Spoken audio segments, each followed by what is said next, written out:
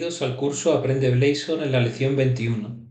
En esta lección vamos a hablar del envío de parámetros en cascada entre componentes anidados. Para ellos partimos del ejemplo de la lección 20, es decir, el envío de parámetros entre diferentes niveles de componentes anidados. En este caso lo que vamos a hacer es una mejora, una reducción de código. Para ello vamos a utilizar el siguiente código. En el componente padre vamos a incluir lo que se llama el cascading value, ¿no? Entonces vamos a utilizar este código de aquí, cascading value. Vamos al componente padre y vamos a reemplazar este código por otro código nuevo, por este código. Como veis, ahora hemos incluido una nueva directiva que es cascading value. Cascading value nos permite enviar el valor de esta variable string aguas abajo a todos los componentes anidados, ¿no? En este caso, el primer componente que encontramos anidado sería el componente 1, como veis aquí, ¿no? Entonces, el componente 1 va a recibir ese parámetro, pero ya no es necesario utilizar el parámetro, sino únicamente, ya si queremos utilizarlo aquí, podríamos mostrarlo de la siguiente forma. Como veis aquí, el siguiente componente 1 podríamos utilizar esta metodología.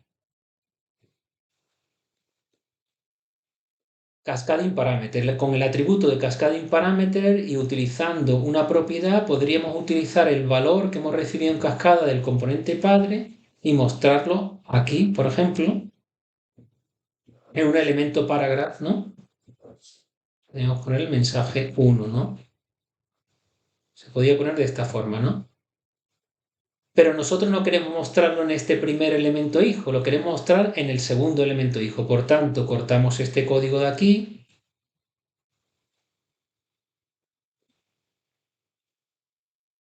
y lo ponemos en el elemento hijo anidado segundo.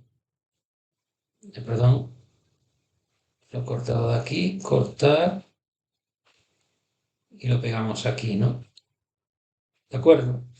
Entonces, en este caso, podemos poner el mensaje directamente y obtener la misma salida que teníamos de usuario en el ejemplo de la lección 20, ¿no? Del el envío de parámetros entre componentes anidados. Pero en este caso utilizamos lo que es el envío de parámetros en cascada y ya no hace falta definir parámetros, la variable en todos los escalones, en todos los en hijos anidados, ¿no? Que en este caso teníamos que incluir el mismo código aquí, en el caso anterior que aquí. Únicamente aquí ya eliminamos el código y únicamente ponemos el parámetro, un solo parámetro, no dos parámetros, parámetro en cascada, ¿de acuerdo? Aquí veis, entonces cuando ejecutamos la aplicación tenemos la misma salida que teníamos en la lección 20, ¿veis? Encontramos el componente padre, empezamos por aquí con el componente padre, como veis, ¿ve? Está aquí el componente padre. Perdonad que estoy abriendo el primer mensaje, componente padre, que es el de aquí. Bajamos un nivel y nos encontramos con lo que se llama el envío del parámetro en cascada, pero estaría el componente hijo. ¿Y qué nos aporta el componente hijo? Pues este título, componente hijo 1, efectivamente, aquí está. Y después que encontraríamos pues el componente hijo 2, que estaría aquí, y que nos aportaría el mensaje componente hijo 2, que sería este. Y finalmente tenemos el mensaje que recibimos en cascada desde el padre hacia el hijo 2, pasando por el hijo 1. Y este mensaje es el enviado por el padre, que sería mensaje enviado por el componente padre, efectivamente, al hijo 2. ¿De acuerdo?